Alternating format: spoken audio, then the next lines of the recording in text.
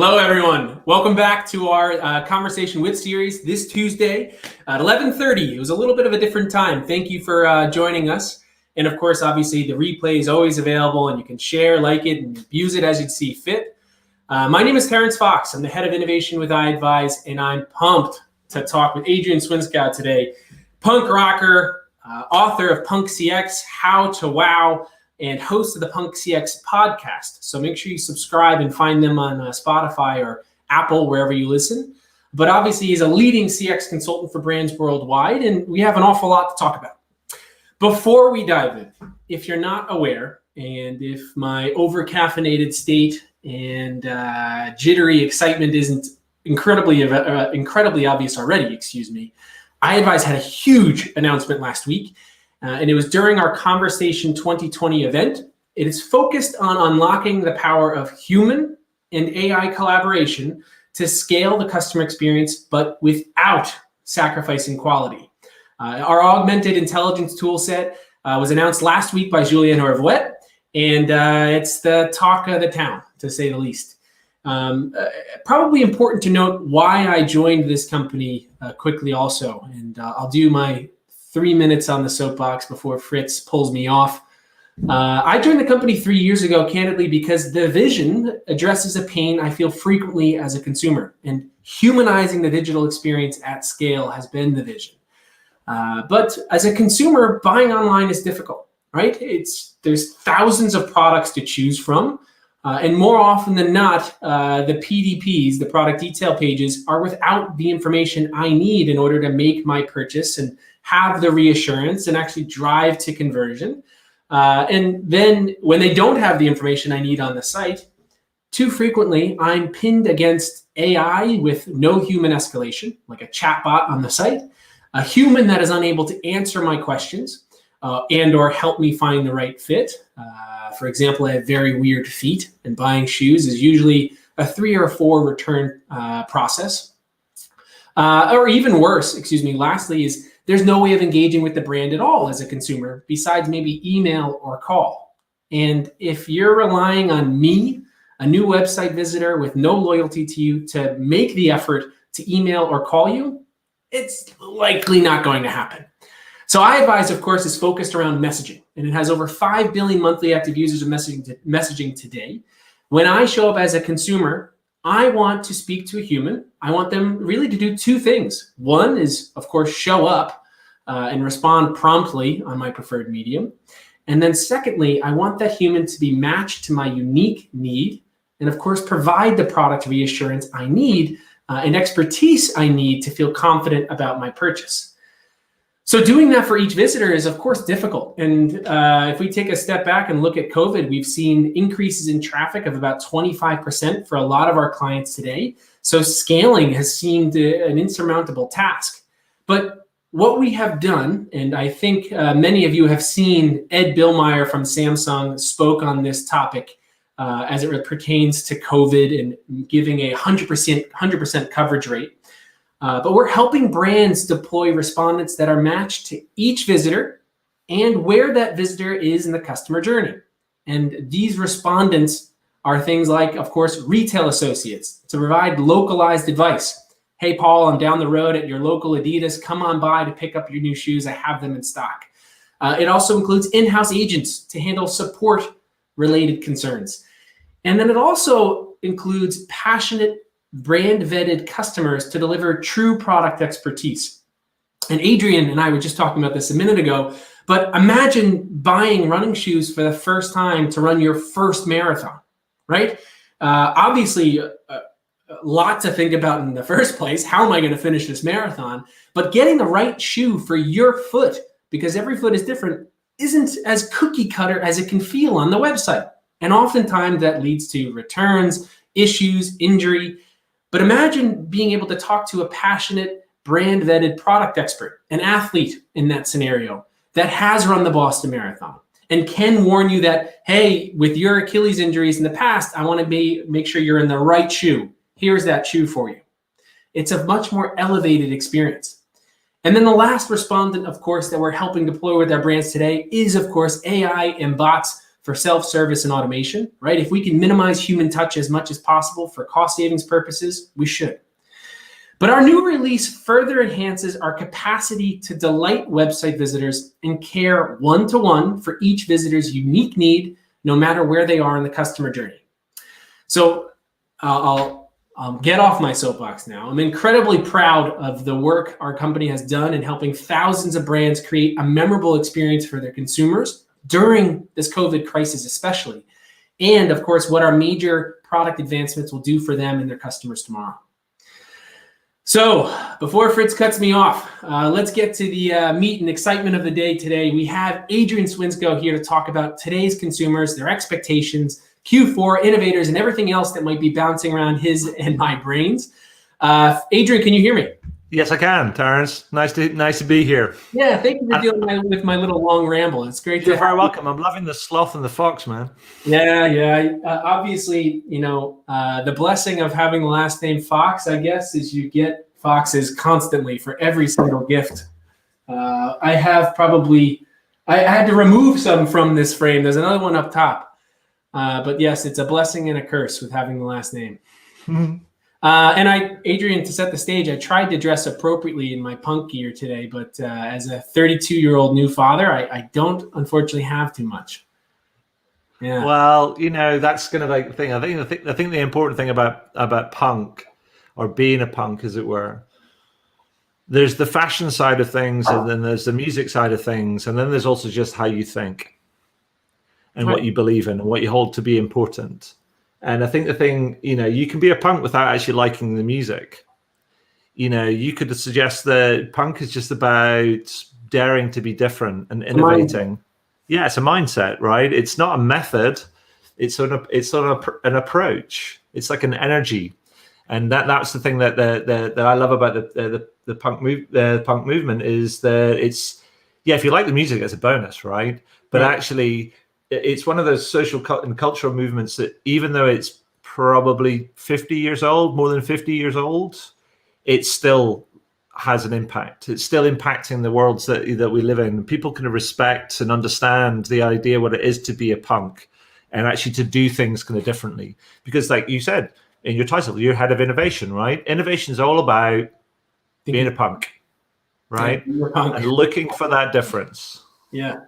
So, Adrian, get me in your brain a little bit. What have you been reading these days? What are you excited to learn about?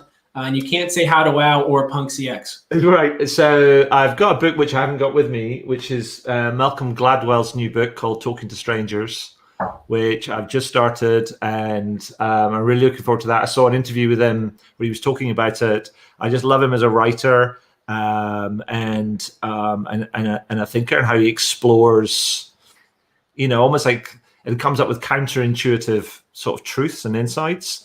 I think that's really nice. And then I just kind of went and grabbed one when I thought, well, actually, I might have a go at reading that again. And I don't know if you know this book. It's Not How Good You Are, It's How Good You Want to Be by Paul Arden. Now, he sadly has passed away, but it's sort of, it's like one of those books. It's like an adrenaline shot in the arm, and it's, the cover basically says everything that you need to know. Right, because it's all about learning, and it's about thinking, and about kind of trying to do kind of better and be better. And it's not really a self-help book; it's more of like a punch in the face. And so it's very like the Punx CX book. It's very kind of like graphic, kind of like heavy. Right. They use a lot of pictures and interesting fonts and things, and that was a lot of the inspiration behind some of the punk stuff. But it's a really cool book. And so, Adrian, I want to ask too, and I love to ask this, especially to someone like yourself, who's a CX consultant for brands worldwide, and obviously a thought leader in the space. Tell me about a consumer experience you had lately that you were particularly happy with or dissatisfied with, and why? Well, I'll tell you about one that just happened last week. And it was a friend of mine. It was his 50th birthday, and I was scratching my head. And I got in touch with his wife and said, "What would you like?" And she was like, "Well, you could get him some running gear or whatever," because he'd always kind of use running gear, particularly long sleeve tops. It's the winter's coming, sort of thing. Right. And then I was thinking about it, and I was like, because he's like one of my best friends, and I know him really well. And I was just searching around, and I found this thing, because he's a big fan. We both like football, like soccer in your parlance, as it were. Yes. And he's like a Huddersfield Town fan. And I was able to find somebody that could, on demand, compile the story of Huddersfield Town Football Club via newspaper, kind of like pages from 1920 onwards. And I basically commissioned a book, which is like A3 size, so it's quite big, leather covered, and it's basically got printed pages of newspapers from 1920 all the way through to basically the beginning of the COVID pandemic. And, and everything that the sports pages kind of said, or samples of what the sports pages said that included Huddersfield Town. And that was a beautiful thing because it showed how much choice and variety is out there. I was disappointed because his birthday was going to be on, is on Friday, or was on Friday rather. But I found out, I thought it was a perfect thing. So it was okay that they said our estimated delivery was going to be on Thursday, i.e. this Thursday coming. So I'd have to give it to him afterwards. But actually, no, so his birthday was on Saturday. But actually, I was expecting to take delivery kind of like this week, and then I'll go around and hand it to him.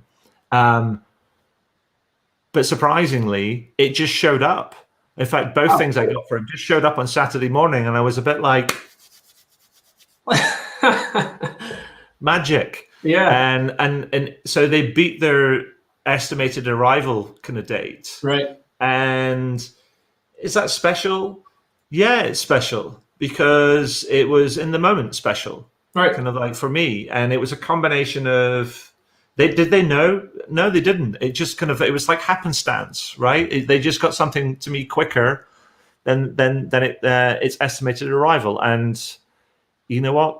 That just worked out so sweetly for me.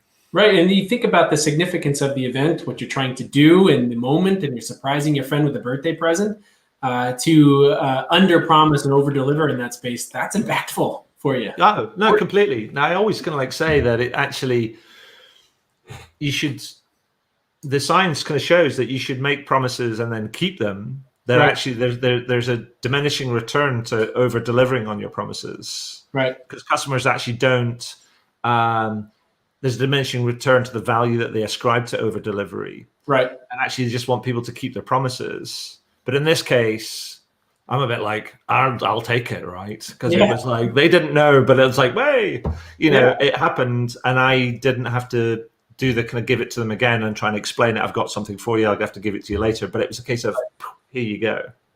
Happy birthday. Yeah, so as someone who has had the latter happen to me all too frequently, I would like to go back in time and have that better experience that you had. So I definitely think that without meaning to, of course, they've tapped into something that was a benefit for you and will make them a bit more sticky, right? Yeah, no, absolutely. I mean, I will totally talk about them. And I would have talked about them before, but I will talk about them more because of the whole experience.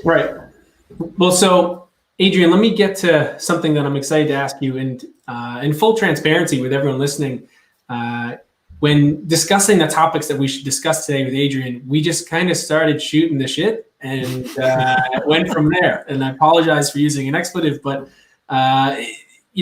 I love your idea of the punk mindset is, everyone's a punk, right? If they have the appropriate mindset is a better way of saying it. What would you say, Adrian, some of the punks, the innovators today are adopting, and how are they adopting it in the context of COVID and prepping for it? So, and again, full transparency, I'm putting Adrian on the spot. I'm asking him something that I didn't give many prep time for, but... So I think the thing that I see that is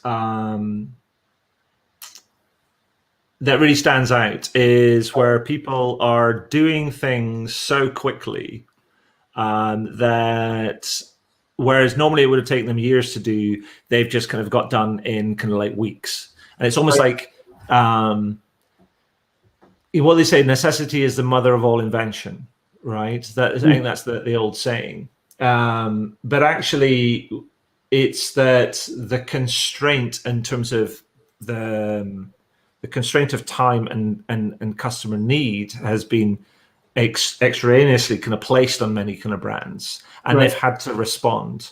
Like a fun story. Do you know that the guy? I've got some posters over here, which is the about Dr. Seuss cartoons on the wall sort of thing. I'm a big fan of Dr. Seuss. And do you know that the author of Dr. Seuss, which I forget his name right now, made a bet when he was in the process of writing, or he was thinking about writing another book with his publisher, that he couldn't write a best-selling book with 50 words or less. So then he went and wrote Green Eggs and Ham. Right, I did hear that. And it's now sold over 200 million copies or something. Right. And it's that whole thing around sometimes constraints drive creativity. Now, some organizations place constraints on themselves and it forces them to do kind of interesting kind of things because they have to operate within those kind of bounds. I think what this pandemic and the virus has done is forced people, put constraints on brands, and it's forced them to do things. So some have responded really well. And some are still slow because they're getting caught in their own, chasing their tail, as it were, thinking about it. But in that, I think, you've got people that have been doing things really, really well, but then there's also people that have actually taken a step back and actually thought, what is the best way for us to respond to this? And it might be the case of being, if you like,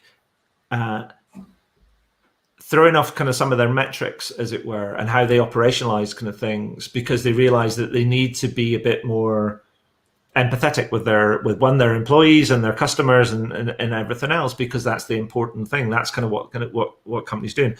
Can't get what the conditions require kind of right now. And I think it's, and also the other ones are like people that just get the basics right. And in fact, they're brilliant at the basics. And there's not many of them, but they're just, they take the basics and they go smash out of the park. And they've been there all along. The secret's hiding in plain sight. Right. And yet few people kind of actually copy kind of their approach. I was talking with Colin Shaw a few weeks back, and he was talking about the basics, and he used Apple as an example. You order something from Apple, you're likely going to find out that it's 5 stops away, and you're constantly updated on the status of your order. And little things like that, of course, go a long way. Just sharpening and making the delivery of your product as punctual as possible. But I think the thing is also you can look at it and go, you talk about Apple, you talk about Amazon, talk about other kind of leaders in the space. So the examples that we all that have been there for the longest time. Right. And I think the thing of what they also know is for the basics for them is it's like a limited sort of choice. They understand that they will kind of do better if they concentrate on being great at a few things rather than average at a lot. But they also understand, because you can go look at those different brands and go, how many channels do they serve their brands, their customers over? And it's probably, you can count them on one hand, the number of channels, and they're just brilliant at those channels. Right. But the other thing that they also kind of understand is that because we all know this, is that people will travel and pay more for better service and a better experience. And we know this kind of instinctively. We know this works in the physical world, right? But what we tend to forget is that it also works in the digital world. And we will travel digitally to a brand kind of if we know we're going to get the better service and better experience. And Adrian, you talk a lot about, so I mentioned earlier, you have a Punx CX podcast. Yeah. Naturally, Adrian is the host of that podcast. So everyone make sure, of course, you check them out on Spotify or wherever you listen to your podcasts. But you talk a lot about injecting empathy as a part of your customer service strategy. And when we were talking earlier, you mentioned, making sure that you have an empathetic framework for your CX. I think musculature, Terrence. Musculature, yes. Sorry. I'm sitting in a new chair, so my musculature is a little sloppy right now myself. But tell me a little bit more about that. What are you recommending or advising, or what do you see that you're happy to see? So I think the thing that makes me think is that we're seeing a rising kind of need because many customers and also employees through this kind of last kind of few months and continue to be, they're under stress, they're anxious, and it can be maybe kind of troubled, as well. I think that's a good word. Yeah, and so we've seen the need for the desire to be more empathetic in our interactions, kind of with with people. Now, empathy is sometimes easier for some people than it is for others. Some people are naturally more empathetic than others, but empathy can be learned. It's a skill, it's a capability, but it's something that it doesn't necessarily come to everybody naturally. And we default, when under pressure, we default to not being empathetic unless we can build up this capability.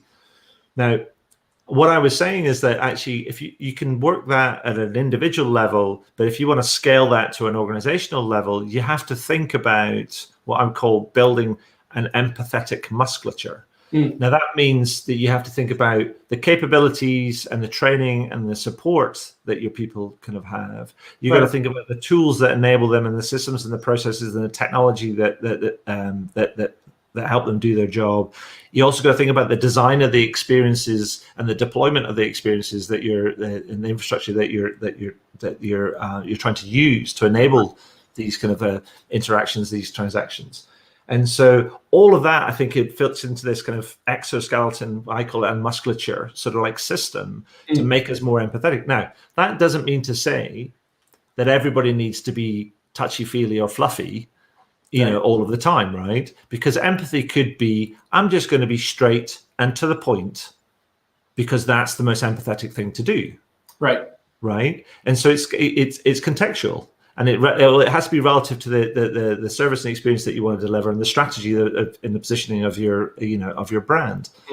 But we need to think about it holistically, because if you just think of it in piecemeal and we think, empathy just needs, I don't know, a set of training courses, then it becomes a tick box exercise. I think, we've done that, and then move on. Right. And I say it's way more than that. It takes much more than that, and it's a combination of strategy, people, process, and technology. So I talk a lot, Adrian, and whether or not you've heard me ramble, I'll have you just secretly say yes. Even if you of course. Avid subscriber. Yeah, that's right. So I talk a lot about bridging the online to in-store experience and making sure, of course, that first engagement, if there's a need for it, is empathetic, is emotional, is human, right? Sure. Because as I mentioned in my, I'll call it a monologue to start today's session,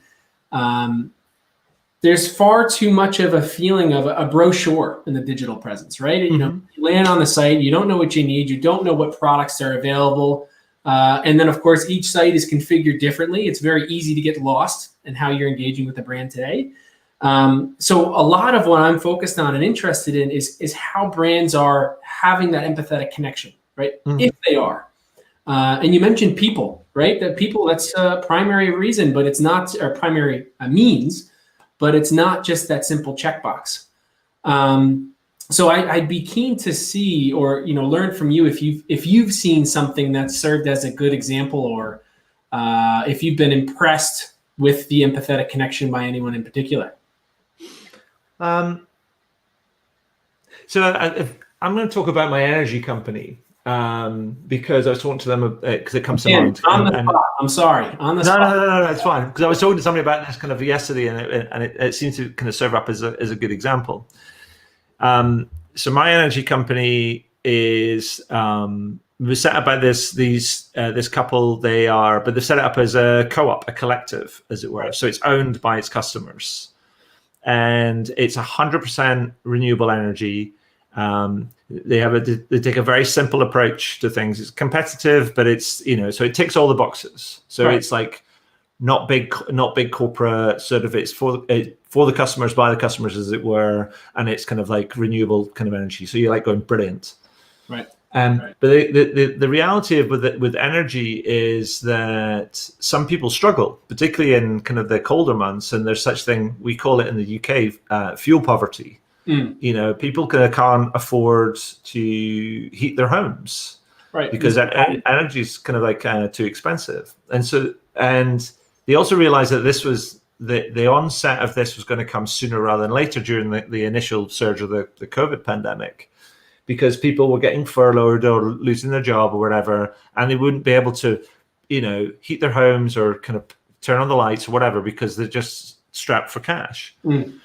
So what they did is they turned around and said, look, we're going to put together this this kind of, I don't know, like an alleviation fund, as it were, for the customers. And they said, we're going to do this. We're going to contribute to this as an organization. Now, as customers, if you want to contribute to that too, to help you out your fellow customers, then that's cool. That's cool too. Now, the thing that really struck me about that was they were exercising agency on my behalf. Right. And doing something that, given that how they were, that we would broadly kind of agree with, and if we wanted to participate as well, if we had the capacity to participate, that would be a good thing. So you feel good about something, and then doubly good about something because you can contribute and things. And I was a bit like, well, that completely fits in with this kind of like, it's very contextual sort of thing around, there's this massive need for a particular group of customers that they are kind of like related to, and I'm sort of related to as part of the same kind of group. And it's a bit like, well, some people are struggling kind of here, can we help out? And because that's a good thing to do. And I just thought that was just so clued in to what was going on, and not necessarily a hard thing to do, but it was both, they led it, but allowed people to contribute. And I just thought, yeah, you get it. Right. And I mean, of course, that's that brand saliency, right? That's the sort of warming customer touch that brands are looking to have, right? To strike that up in yourself. But it's not constructed. It's just kind of like, it's driven by going like, we're just going to do this because it's the right thing to do. Right. And if we get a wash on the back of like the brand, an uptick in the brand saliency, it's like going, oh, we didn't expect that, but nice to have, right? Right. Because it's all about it's part of their DNA. This is what we're here to do. Now, Adrian, I'm already running out of time with you, so I do want to bother you about one more thing. You have mentioned a few times in your Forbes article that was published, I think, over the summer, the need for a conversational approach. The time is now. And you went on to talk about how while customers may engage with you through many different channels, they see you as one single organism, right? Uh-huh. Tell me a little bit more about that. Well, it's something that just kind of like struck me kind of like, a number of times over the years. And it's like, if you think about it from a customer's perspective, sometimes they might search for something on your website, and they might send you an email, but they were struggling they were expecting a quicker response. And then you didn't get back to them, so they picked up the phone and they're waiting on a queue, and then you eventually get through, and then somebody takes all your details, and then you say to them, "I sent you an email," and they go, "What? Did you?" Yeah.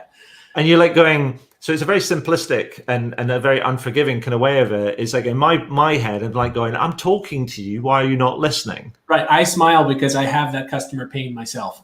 Right. And so it feels to me that being able to try and pull in all of those things into a conversation, as it were, or like a history, or if I think about it as an example, is like, say we're friends, right? And we've been friends for a long time. We are now, right? Well, of course we are, yes. Right? And so say there's kind of like, my memories might be, there's a time when Terrence and I kind of hung out, we had a couple of beers, we exchanged a couple of text messages, I kind of commented, or you commented on a couple of kind of like Facebook posts or kind of whatever. Now, in my mind, that's not three different Terrences. That's Terrence. That's Terrence. Right. And that just feels like a very human kind of thing to do, is to assume that it's like, even though there's different kind of channels, it's all to do with one entity. Right. I.e. you and me. Right. And how frustrating is it as a visitor to have to repeat the information you've already submitted, or repeat what you've already told them in the past, because these things are all disjointed? Yeah, and absolutely. And so that's kind of what I mean, is that taking a bit more of a, people have talked about it variously from a 360 view of the customer, and how we've had that kind of idea kind of floating around, and that's probably about 20 years now. But actually now it's, I guess, that's a very internal view, but a conversational approach seems like a very human sort of view of it. It's like you understand what the timeline is, and kind of all the different things that have fitted into that timeline. And so that, I think, and having access to that kind of that that conversation and all the other kind of knowledge pieces that go around that, that's going to be the key to understanding one, the conversation and the context, and also how you can kind of build and improve that relationship. Of course. And obviously that'll create that memorable, lasting experience that everyone's looking to achieve during COVID, especially.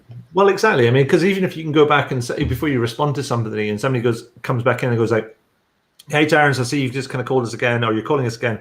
Yeah. Just want to say again, the last time you spoke to us, we didn't do really well and you had a kind of problem. I hope it's still fixed and it's still okay. Right. But how can I help you today? And then it becomes that contextual thing, right? Right. You're no longer just a metric for them. You are, of course, a person, which makes sense. So, Adrian, I'm already at 31 minutes. So I do have to let you get back to your actual job and the things that you like to do. But thank you so much for joining us today. Again, everyone, make sure you subscribe to the Punx CX podcast, Adrian and his punk mindset. And of course, thank you, Fritz. There's Adrian's actual URL to get to his site. He is a leading consultant worldwide, author of How to Wow, and of course, Punx CX. Adrian, thank you. It was a pleasure. Thank you. Oh, he cut you off early. So everyone, thank you for joining us today. Next week, we have 2 weeks from today, we have Lucille DeHart, former Bed Bath & Beyond member and leading executive. I think she's actually in New Jersey. So from the Northeast, I'll say. She's from near my hometown. She's joining us to talk about buy online, pick up in store, and buy online and pick up at curb, what she's seen during the pandemic. And of course, as someone who has had years of experience at brands like Bed Bath & Beyond, we're super excited about her insights. Again, like, subscribe, share, and of course, subscribe to Adrian Swinscoe and his punk mindset. It was a pleasure having him today. And thank you all for joining us.